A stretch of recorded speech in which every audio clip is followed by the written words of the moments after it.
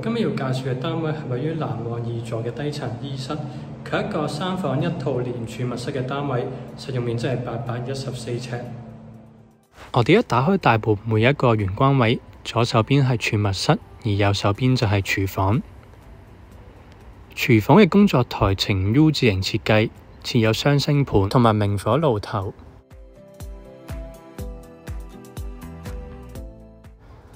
門口左手邊嘅儲物室就呈鑽石形嘅開積。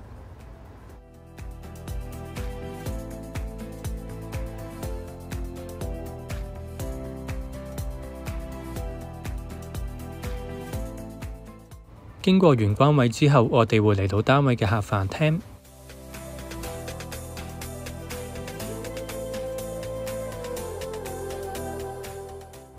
露台出面除咗可以望到馬鞍山海濱長廊，亦都可以望到科學園方向吐露港一帶嘅海景。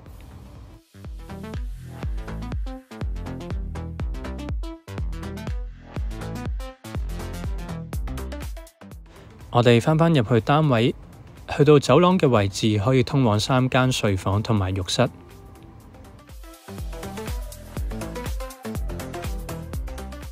右手邊嘅浴室保留咗發展商嘅交樓標準，設有浴缸。左手邊係主人套房，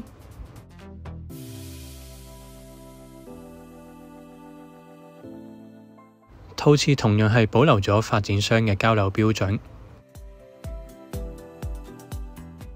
主人房嘅景觀同客廳望同一個方向，所以都可以望到開揚嘅海景。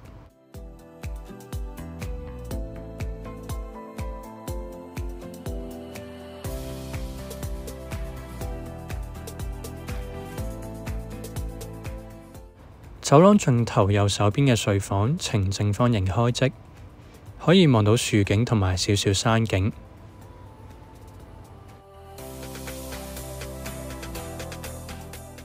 嚟到最後一間睡房，同主人房同埋客廳一樣，可以望到海景。